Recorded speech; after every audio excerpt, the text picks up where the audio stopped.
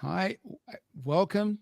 This is welcome to our impromptu live event. My name's Steve Wright. You're obviously I got this on through my LinkedIn live. I've got with me Jeremy Mental Monday Pope, dear friend, fellow coach, and we basically we came on we came on a coaching call today, and one of the things that was really I think poignant in our discussion was the sometimes the disconnect between being educated and actually executing, and it prompted this ad hoc live to talk about three blockers that can prevent us from executing. And Jeremy, just say hi. I don't want to sort of Sure. hijack this discussion, but um, do you have Yeah, thoughts about how this came about so ad hoc in an ad hoc fashion?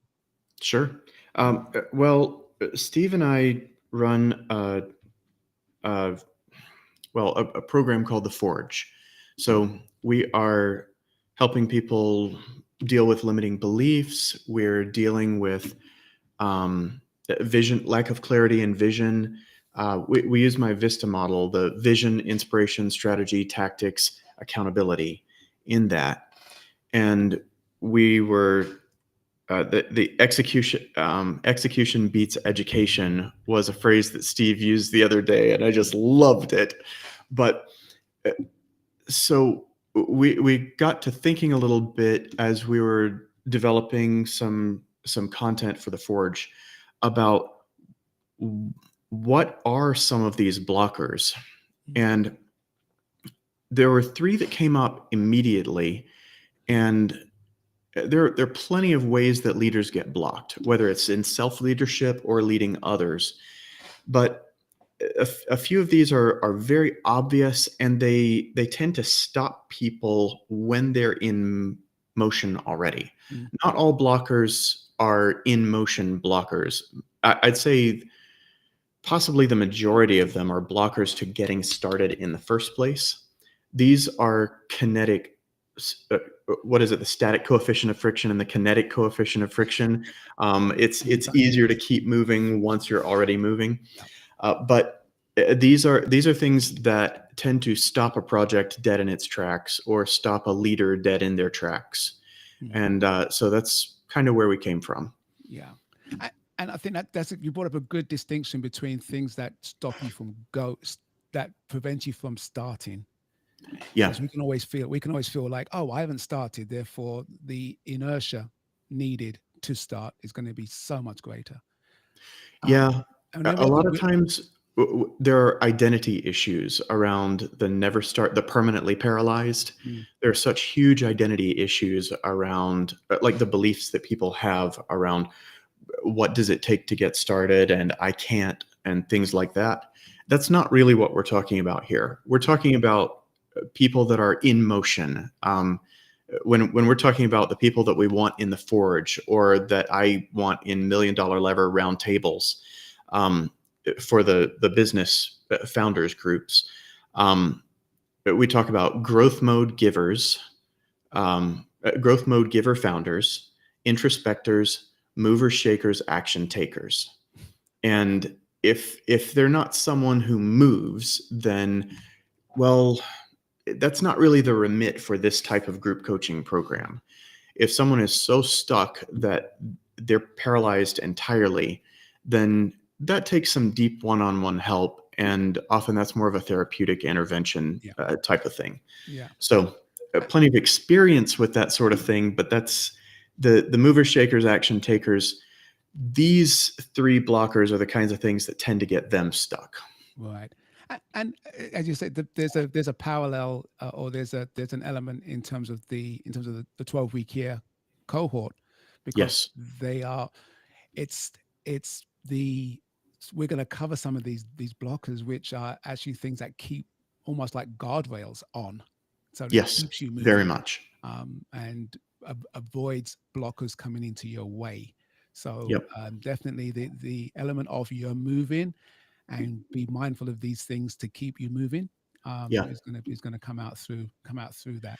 So we're going to be with you for we've earmarked for about half an hour or so, but we're talkers, and it's a lot of other things that piggyback onto these ideas. So we These are may, deeply connected ideas. yeah, So please connect with Steve to learn more about them. Yes. yeah, for sure, for sure, it's exciting. So the first one, and again, this ties so strongly into my experience with the 12-week year, Yeah. and that momentum is that identity inspiration, getting that vision right. So talk a little bit about that, Jeremy, and then we'll kind of riff on that concept of the first one being. Yeah. So in the Vista model, vision, inspiration, strategy, tactics, accountability. If you don't have a clear vision, you're not going to get started in the first place. If you don't have a compelling vision, it's not going to motivate you to movement in the first place. That's static coefficient of friction. That's before you start. What we're talking about here is the inspiration identity, the I in that. Mm. And that's a vision disconnect.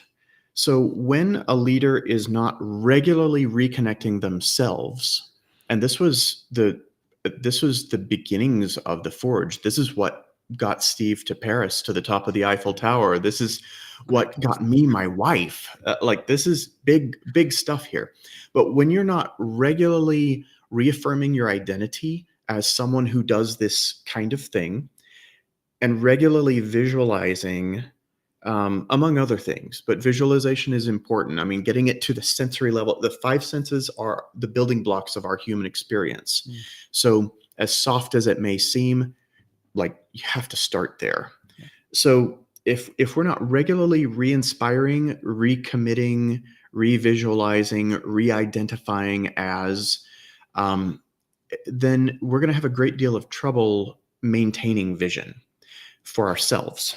Mm. If we're not regularly communicating in a compelling way that vision to our people, then that's going to create stops and stalls. Yeah.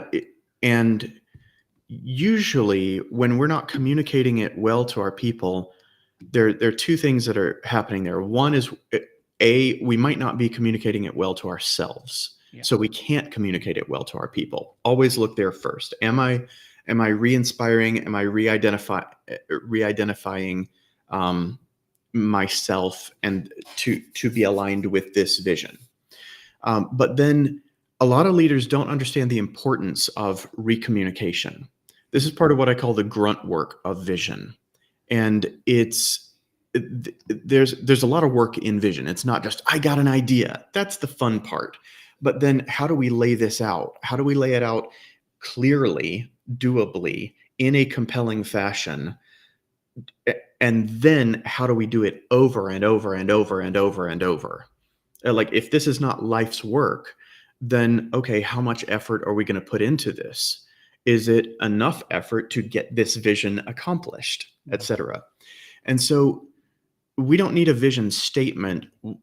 The thing that your people need and the thing that you need is psychological fuel. You need that emotional fuel, that psych fuel. And if you're not regularly supplying that fuel, it's gone. Like this is a consumable. Motivation is a consumable. I think it's Brian Tracy or Zig Ziglar or Jim Rohn, one of those, that would say, well, of course motivation doesn't last. Neither does bathing. That's why we do it daily. And it's the same concept in a slightly different form. But Gino Wickman of EOS and Traction, he says something to the effect of, okay, so you've told your team the thing once. Congratulations, you've only got 6 more times to go before they start to get it.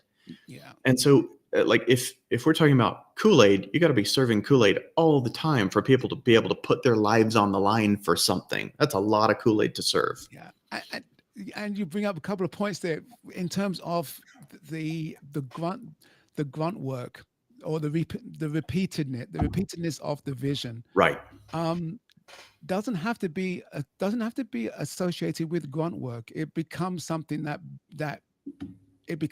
becomes you. Oh yeah. It's who you are. It's how you sorry. It's how you show up. I mean, you mentioned motivation, and you know, Mhm. social media and platforms are full of awesome, great quotes and great, insightful snippets of information. I'm a big Stoic fan. Like, there's great Mm. content out there. There's things out there that you can really sort of dig your dig your teeth into in terms of a great script or a great piece of Okay. writing. But it's out there. If it's not in Ah, here, it can stay out there all the time. And it's one thing reposting something that is well said. It's very different to actually showing up and living that vision. Taking a statement off the wall yeah. and having it be not only on your back but almost, I say tattooed, but the concept is that you live it. It's Yep. something that becomes inanimate, and you give it life, and that You're speaking requires to work. something there. Jesus said, "My yoke is easy and my burden is light." Mm, And I feel like you're speaking to that in a great way. Just if it's if it's a slog all the time, you're not doing it right. yeah, it's the wrong Um, yoke. it needs to be an easy yoke, a light burden, and the only way to make that light and easy is to internalize it. Yeah. So I'm with you. Best way to carry your vision and inspiration is inside, because Yeah, what's in will come out. Absolutely, that's beautifully said. And you know, just to reiterate the Vista model, the vision, inspiration, strategy, tactics, tactics, accountability. We're going to accountability. go through some of Yeah, those. inspiration, identity. Yeah. Identity, sorry, identity. Hmm. I say inspiration. It's funny because I saw it as, um, I got the eye for inspiration because really attaching to the vision to inspire me. But yes, that's That's how I definitely. started it, but I realized a lot of what I talk about under the I umbrella is really identity Mm, stuff there. yeah, who you The are, who you belief are. blockers and all that stuff, most of that is in the I Yeah, territory that we work with. fantastic, fantastic. So the first one is get that vision, break down the vision disconnect, get it on board. Yeah. Second block, Reconnect with it all the time. Yeah. second blocker, Wrong Zoom level. resolution. Yeah. There's an awful lot of people paying attention to the wrong zoom level at the wrong time. Mhm. Um, there are times to zoom way in and get really granular and task oriented, detail oriented on a task. And there are times to zoom way out and see big picture vision view, 5 year, 10 year, 30 year view, sixth generation view, etc. Um, but Zoom level is one of the mental models that I teach in the Mental Model Monday newsletter. Mm. And it's one of the most important ones for the way that I think. Like, to be able to see what I see, Zoom levels, just zooming in and out. And I view it like this, maybe a 30-degree angle, and almost like the computer games like the Command and Conquer or the Warcraft or Starcraft. Being able to see is so deeply important for me. I have pretty severe ADHD. And so being able to see what I need to see on screen or in the room around me, um, if I don't see it, it practically doesn't exist to me. And so Zoom level is a huge deal. I've realized that almost everything with diagnosable ADHD, it also occurs in business for founders. And I call that external ADHD or founder ADHD, because of the whirlwind of tasks or the whirlwind of ideas or possibilities or issues or open loops, however you want to think about these. There's so much. There's an infinite number of things to do in a business. If you're in growth mode, it's always going to be infinite. Okay, we have to be able to deal with that. So if we are in execution mode, going back to that execution beats education, the education zoom level of what's the big picture and what am I connecting this to in 19 different ways, Yeah. that's the wrong zoom level. Execution mode needs to be a, a fair deal closer. Mm. It needs to be on a daily level. And we're talking about zooming on time, mostly right now is that like the implied conversation happening here, but you can zoom on anything. You can zoom in on, we've discovered some software recently called Goalscape, and it's really great for zooming in and out of goal levels and sub goals and sub projects and subtasks and et cetera. And it can go 20 levels deep if you want to. Yeah. But it's good software for seeing that zoom level. Yeah. And so, Oh, sorry. yeah. I was going to say, in terms of things that we can zoom on, there's a couple of things that come to mind. The metaphor of a zoom lens camera. I used to be big into photography, and probably most photographers would accept that a fixed lens camera is better quality than a zoom, because it has optics designed for that focal length. So it works at that normal telephoto. Rather than a zoom lens, you're kind of trying to get the best of everything. So, but the Yeah, zoom ability, is about versatility, not yes, about yes, not it's about about actual like detail. world-class Olympic excellence. Yeah. So the ability to zoom is what I wanted to bring across. The ability to Yeah. move your focal range, whether that's in terms of time, you're thinking about the next hour versus the next 5 years, or Right. in terms of clarity, um, Mm-hmm. in terms of whether you're expressing a big picture goal versus Mm-hmm. the actual minutia of getting a task done. Yeah. Complexity, and we talk about Goalscape is a great tool for that. So I think it's having the zoom lens in your arsenal, and understanding that uh, no zoom no zoom is necessarily wrong, but it just may not be appropriate, and in that respect, it can cause you to stop. Agreed. Mm. That what we talk about um, with the blocker here, the wrong zoom level being a blocker. Um, if you're zoomed out seeing connections, you'll be doing the wrong things if it's time to do the task. Yeah. The book that I'm writing is Blackout: The Blinders Visionaries Wear, and the horses with the blinders, still in New York City, pulling the carriages through the park and etc. Like horses spook easily. So does my subconscious mind. I get distracted easily. And so, what systems can we put in place that give us the ability to focus on the right things right now? Zoom is one of those big things.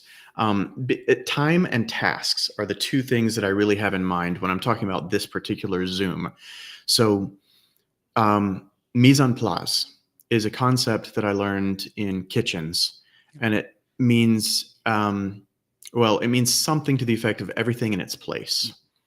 And the mise-en-place is the a large part of the activities that a sous chef will do to prep for the chef. So, being your own sous chef, most of the time we're our own sous chef unless we have an assistant specifically. So this would not be a management layer. This would be an assistant being our sous chef in this way. So unless you have an assistant, you're your own sous chef. And so setting things up beforehand, having the Zoom level of today and tomorrow, specifically that Zoom level, is what allows you to do mise-en-place in the most common way. So set up for tomorrow. Okay, what are the complex, difficult things that I'm going to be dealing with tomorrow? What are the most energy intensive things I'm going to be dealing with tomorrow?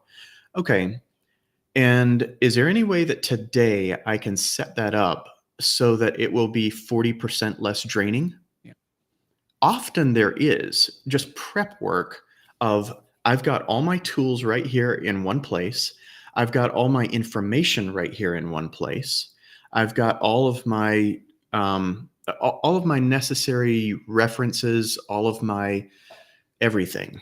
And I've got my goal listed very clearly, and I know what my success criteria are. So those are the three big things. The resources that I need to accomplish this are The goal itself with success criteria. What's an A, B, C version of this goal, for instance, if you want to keep it simple.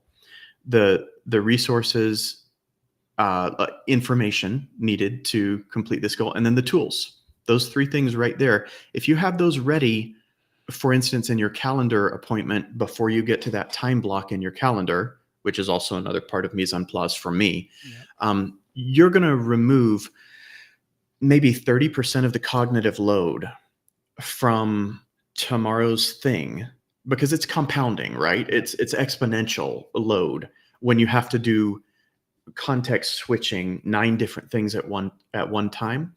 So if you do 2 of them ahead of time, then all right, suddenly 2 out of 9, it's not quite 30%, but all of a sudden that adds up to 40% of the effort that you would have spent, and it only took you 10 minutes to do so. Like it's a huge deal to break these things apart just by using the proper Zoom level. This happens daily, this happens weekly. This can be a 2 or 3 times daily thing for me personally. But task prep and the Zoom level required to see ahead just far enough, what am I going to need to prep? That's how you zoom in and out to keep from blocking or getting blocked. And I mean, the application of the kitchen scenario into the workplace, or into the organization, or just into personal and business management is so key. I know just from cooking that it's so much easier to have things chopped and prepped Yeah. before you cook. Doing them as you cook is possible, and sometimes that's maybe the recipe requires it, but having things in place, having literally things in the right space, environment, Literally, physically, I agree. can also be Yes. a factor in terms of what you're zooming in on. So If your environment is guaranteed to shape you, why are you not shaping your environment so that it can shape you in the right ways? You can't avoid your environment shaping you, but hindering you, helping you is just one way that, I mean, we could understand that shape meant, but we have to shape our environment if our environment is going to shape us in healthy ways. Yes. If we are not actively shaping our environment, then our environment will shape us in unhealthy ways. Period. Yeah, and that's an external local. Have we talked about the locus of control in terms of these blockers? Yeah, that very much is a locus of control issue. Yeah, because that's something that's outside there, that's blocking you. So that's very insightful. Again, the Zoom, the ability to Zoom is definitely a superpower, and then the appropriateness of the Zoom is where you. I think everyone has the ability to zoom in and out. I think most people don't think of it as zooming in and out, but they're actually doing it unconsciously. Making it conscious gives you a tremendous amount more. It brings that locus of control around that far internal. So yeah, powerful stuff. Number 3, the third blocker. This is what keeps the wheels rolling. But it's something that it's a powerful one for me. I've seen that live out through the cohort experience in the 12-week year. Yeah, and that's the one of accountability, and missing feedback loops. Yes. If we don't have a feedback loop in place, we don't know how we did. We don't know if the plan succeeded or failed. We don't know if we're on track to succeed or fail. We don't know how to feel about it a lot of times. We just don't know anything. If we're not actually getting feedback from the project, from the goal, from the vision, then we can't tell if it's working or not. This is a really big deal. If you walk for 3 steps with your eyes closed, like I turn around and I close my eyes, I look around me, I close my eyes, I walk 3 steps. It's not that big of a deal. I know about where I'm going to end up. But if I walk for 3,000 steps with my eyes closed, I have no idea where I am. I mean, maybe I can feel sunlight on my face, so I know generally which direction I'm facing, but I don't know if I ended up in the pond or if I'm falling off the ledge over here. Mm. And so the the feedback loops are what tell you where you are. It's GPS as opposed to mapping. Mm. Or if all you have is mapping, then being able to see Highway 255. Okay, Highway 255. Maybe we don't have turn by turn on everything, but at least we can match the map to the Yeah. environment. To the territory. So having feedback loops, the there's so many teams that create what I call accountability theater or Mm. productivity theater. Some people call it that as well. And you hear this come out when you hear people complain about Agile, for instance, or they complain about Scrum. And it's because the version of Scrum or Agile that they have encountered in their company, in their workplace, has become corrupted and shallowified. It's theater, Mm. and so they're not actually doing the point of the thing. Almost any productivity system, when run foundationally well, um, it does have feedback loops built in. Some are better than others. I tend to like the 12-week year, winning the week, OKRs and Mm. KPIs from Doerr and Andy Grove. And then I like the agile methodology, etc. But there are there's so many that work well, and at PMI, Project Management Institute. Mm. My wife had her PMP long ago, and the IPEC or IPEMC framework there is really solid for the way they teach that. So there's any number of ways to understand feedback loops, Mm. but they must be instituted and they must be bought into at the beginning. So if you are trying to impose accountability on people, including yourself, Yeah. without buy-in, you got nothing. Like accountability cannot be imposed. Mm. Punishment can be imposed. Consequences will always be imposed by the world outside us. But accountability is something that people buy into. It's not something that you um like when someone comes and gives account, they give an account, they're storytelling. Okay, what story are they telling? Mm. What story are they showing in the accounts that they're reconciling when they're reconciling accounts, bookkeeping, etc., or on a spiritual level? If we Mm. talk about that kind of Okay. giving account, it's all the same. It's what story are you able to tell and back up with results? So people aren't going to, you can't punish someone into telling the right stories. You can only punish them into not doing that specific thing that they did wrong before. So now they're scared away from that, but it doesn't pull them toward right action. Mm. So having feedback loops from the beginning is the big deal thing. Christopher Jones teaches a version of delegation that I really love, and his and my methods are very similar around that.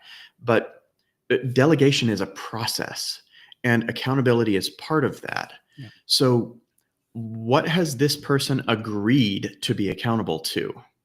And it's not okay, here's your KPI. It's what should the KPI on this be?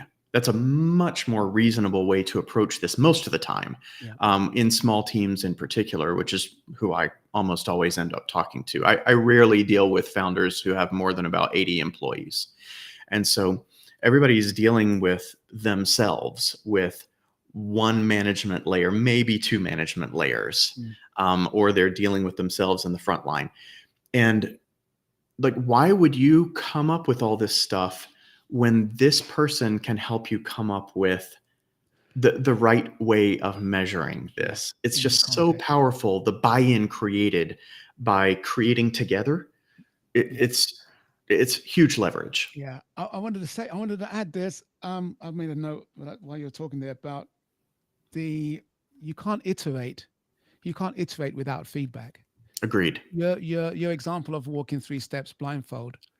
you'd I'd happily walk 3 steps blindfolded and then lift the blindfold, find out where I am, and then put the blindfold back down again. Exactly. 3 steps As is long enough as we're for not me to walking take. through traffic, that's fine. 3 steps is enough for me to take blindfolded Yeah. before I look again. So that that iterative loop requires feedback. And to what you're saying is you quantify and qualify the kind of feedback so that Yeah. the loop is useful. Yep. It's no point having it, you know, having the feedback not tie into the goals or the outcomes that you were Yes. setting.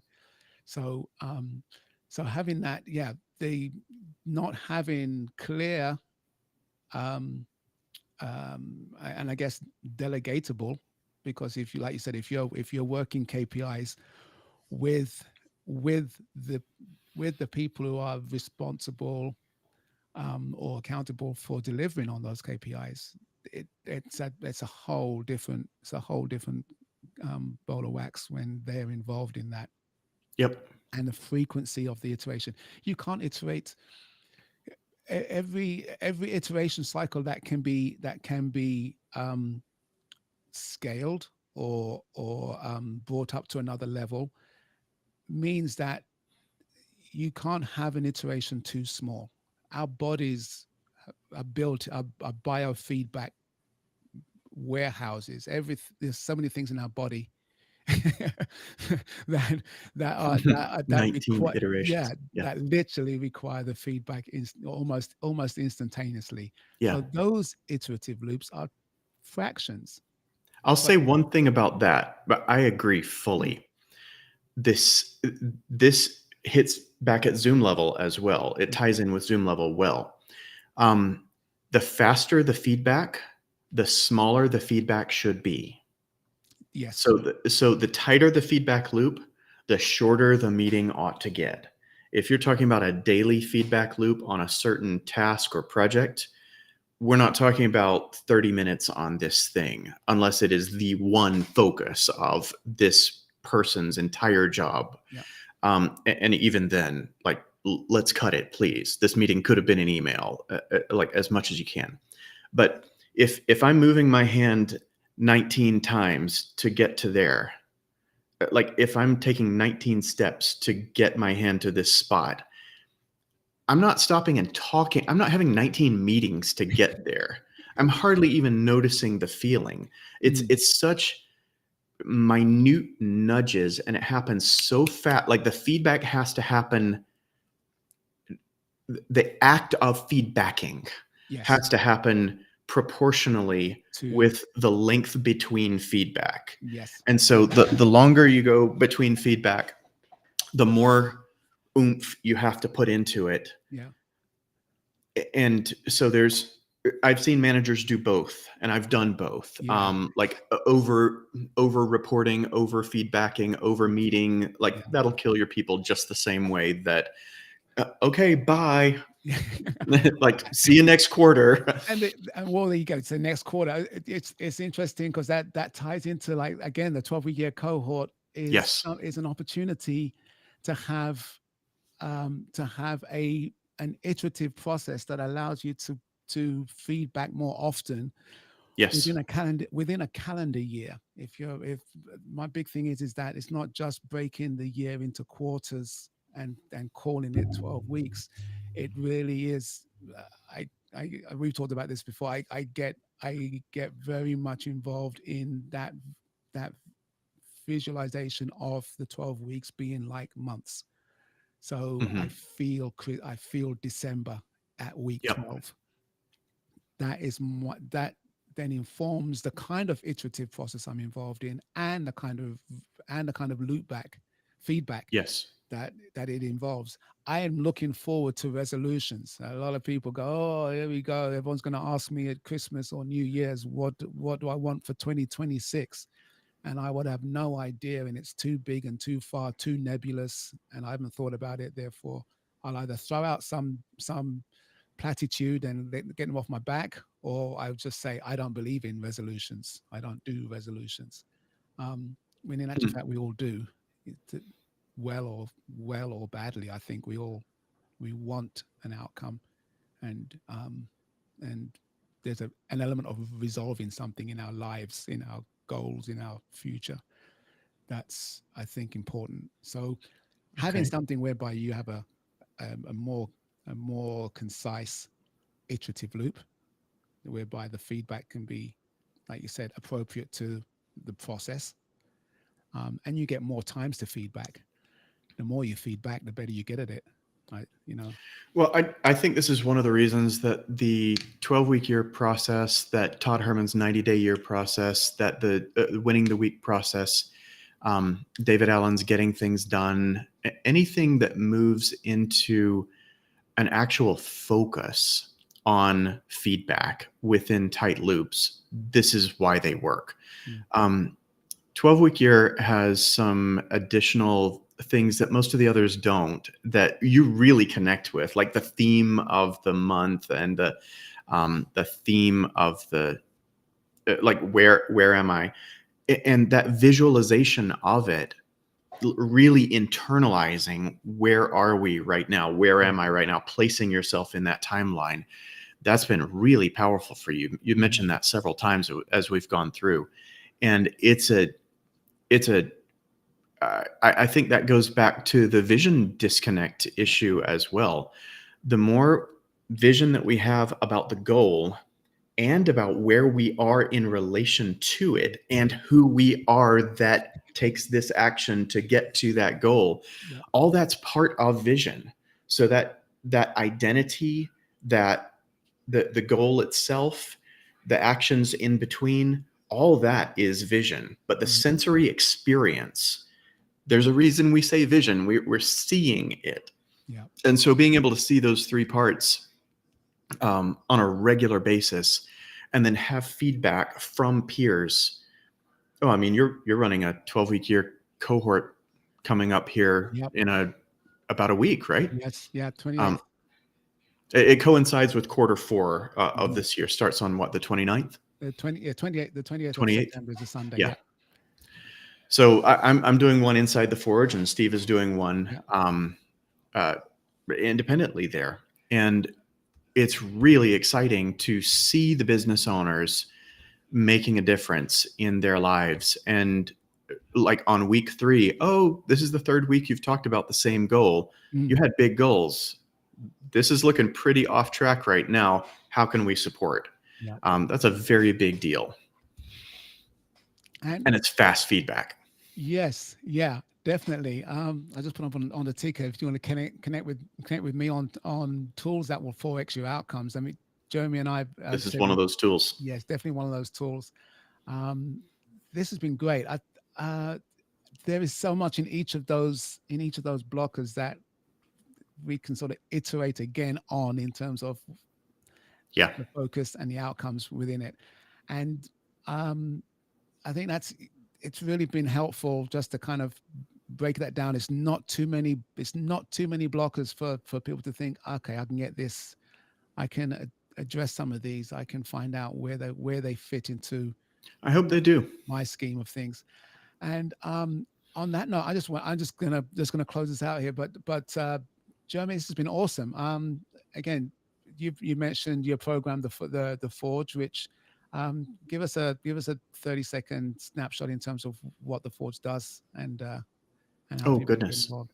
Um, Vision building, belief aligning, identity creating, action taking.